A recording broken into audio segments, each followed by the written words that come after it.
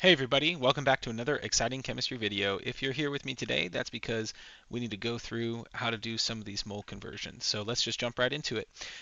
Here in question 1, it tells me that I have 0.45 moles of sodium hydroxide, and I need to convert that to grams. So what I'm doing when I see a question like this, I'm going to flip to the back side of my pink periodic table. And at the very bottom, there's a section called Unit Conversions, and the following thing is written out. It says if I have 1 mole of a substance, that means I have 6.022 times 10 to the 23rd particles of that substance, and that is equal to the molar mass, which is measured in grams. I had to do some abbreviating because I'm running out of room, but that is what my conversion factor says. What I would encourage you to do if you're struggling with these mole conversions, which if you're watching this video, you're struggling with these mole conversions, I would take a moment to write out all of those conversion factors, and then I would highlight each of them in a different color. And I'm just going to do this on the top of every quiz or test or homework assignment that I think I might need to convert between moles, grams, or particles. And then every time I read a question, I'm going to look back at this conversion factor, and I'm going to see what does this question need me to do.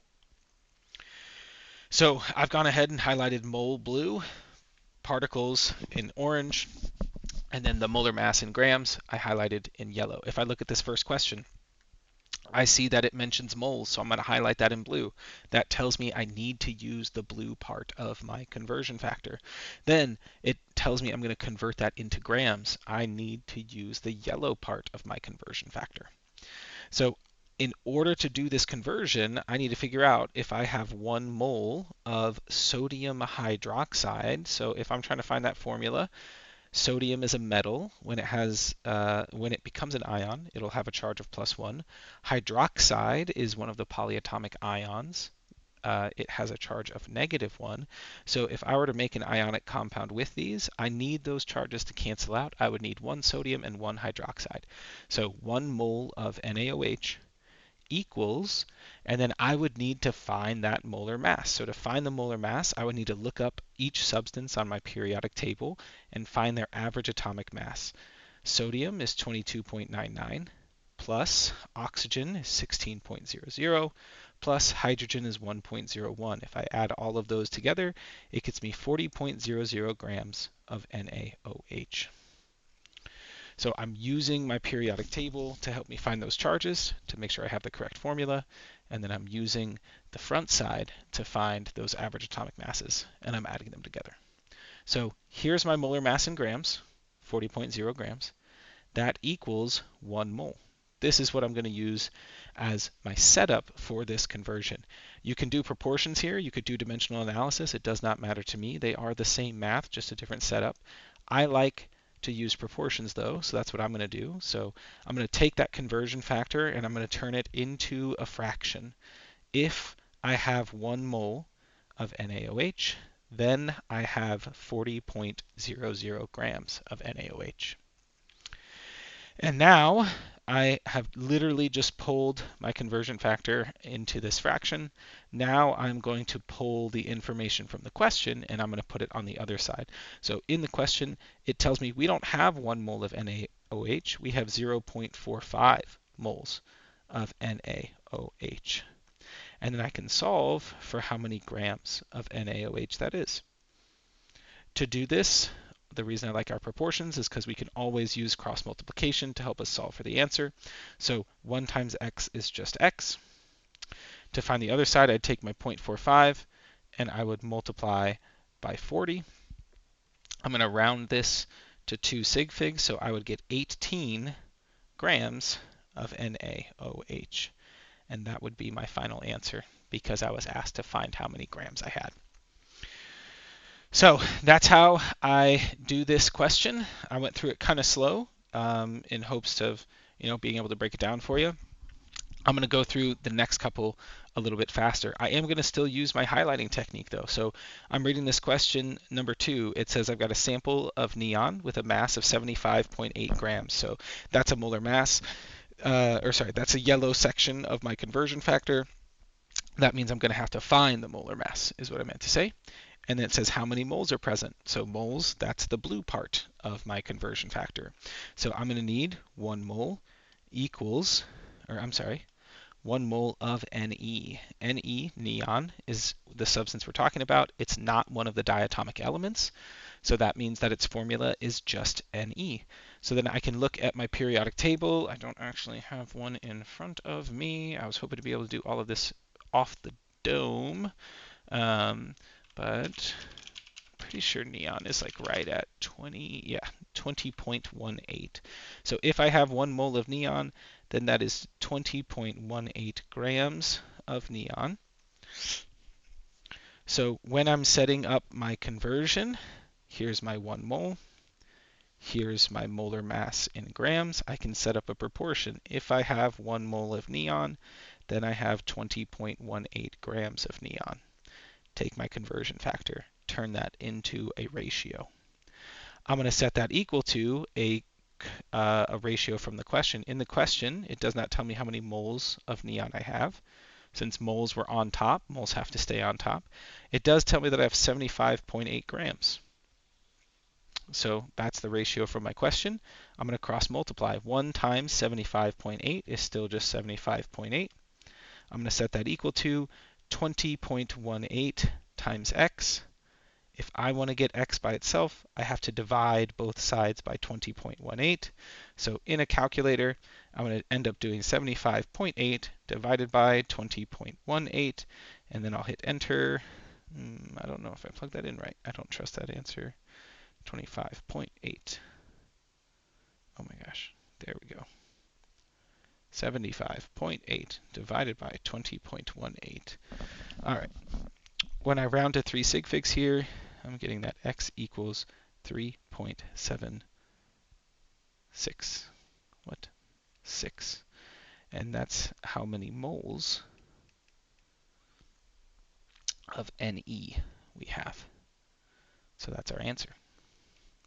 Let's bounce on along to question number 3. When I read question number 3, it tells me that a gold coin contains this many atoms of gold. Atoms are a type of particle, so that's my orange number. I'm asked to find the mass in grams, so that's my yellow number. So in order to do this question, I will need the orange part of my conversion factor, which says I have 6.022 times 10 to the 23rd atoms. I'm just being a little bit more specific here because that's the type of particle we're looking at. Equals the molar mass of gold. I'm going to look that one up too. It's like 196-ish, but I always forget. 196.97. 196.97 grams of gold. This is my conversion factor, so I'm going to turn that into a ratio. 6.022 times 10 to the 23rd divided by 196.97 grams equals, and then on the other side, I know that I have 3.47 times 10 to the 23rd gold atoms. I need to figure out how many grams that is. So I can cross multiply here. 3.47 times 10 to the 23rd times 196.97 equals 6.022 times 10 to the 23rd times x. So in order to get x by itself, I have to divide both sides by 6.022 times 10 to the 23rd. When you do this, you need to make sure that you're putting that in parentheses. Sorry, I'm kind of running out of space.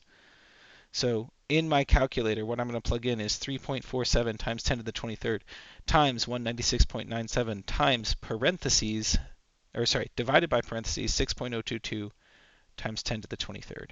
And I need to put that in parentheses, otherwise my calculator will get confused because it is not as smart as I am.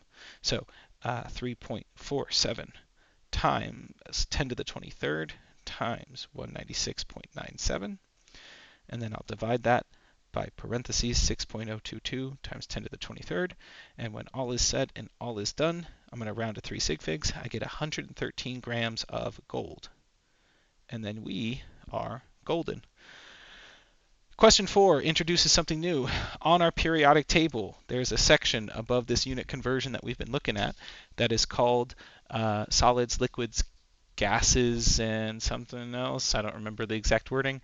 But in there, it mentions that if we have a gas at STP, then that gas will occupy 22.4 liters per mole. That's another piece to our conversion factor. So we could add this in. We could say if I have 1 mole, then that's 6.022 times 10 to the 23rd particles. That's equal to the molar mass in grams, and that's equal to 22.4 liters if we are at this ideal conditions called STP. So I'm going to add a 4th part onto my conversion factor, and I'm going to highlight it pink.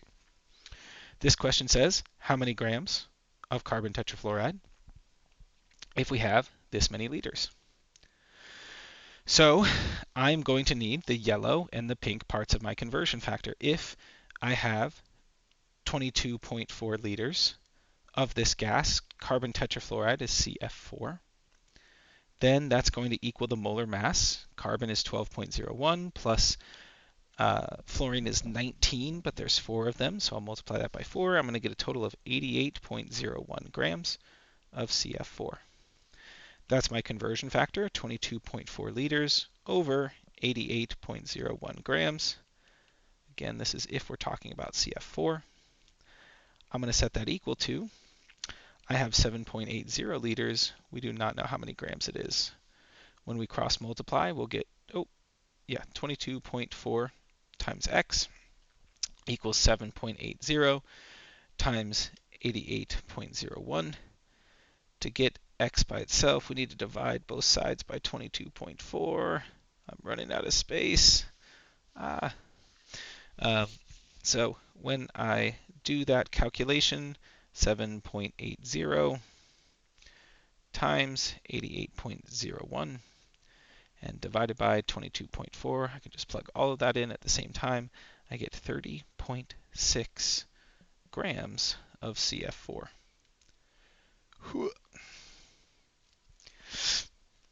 All right, last up. This question tells me I've got 5 moles of a bunch of different substances. Calcium metal. That's just an element. Calcium's not one of the diatomic elements, so its formula would just be Ca.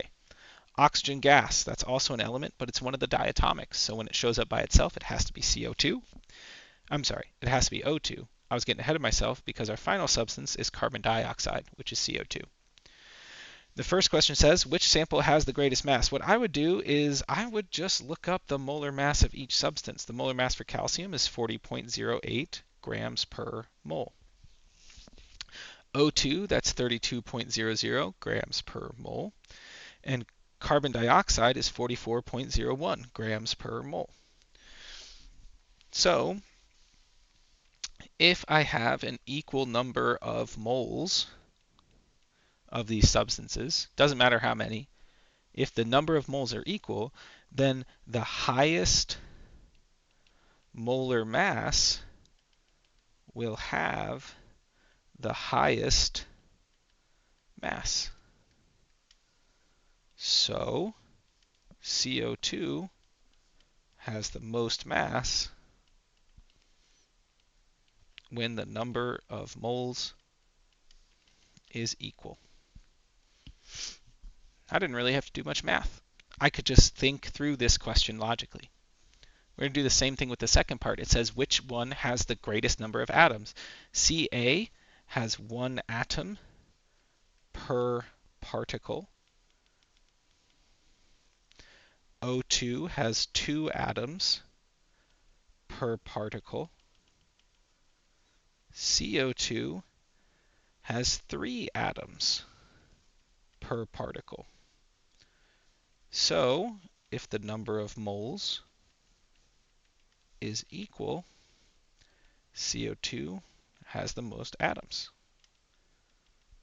Again, not a whole lot of math for me to do there. I just need to remember 1 mole is a group of particles. So if it's the same number of particles, I just need to look at how many atoms are in each particle. This is our mole review. If you're watching this video, then either you were feeling a little uneasy after trying this entrance ticket at home, or you did not get 4 out of 5 correct. So hopefully this review has helped, And if you have more questions, be sure to send me a message. Thanks, everybody. Bye.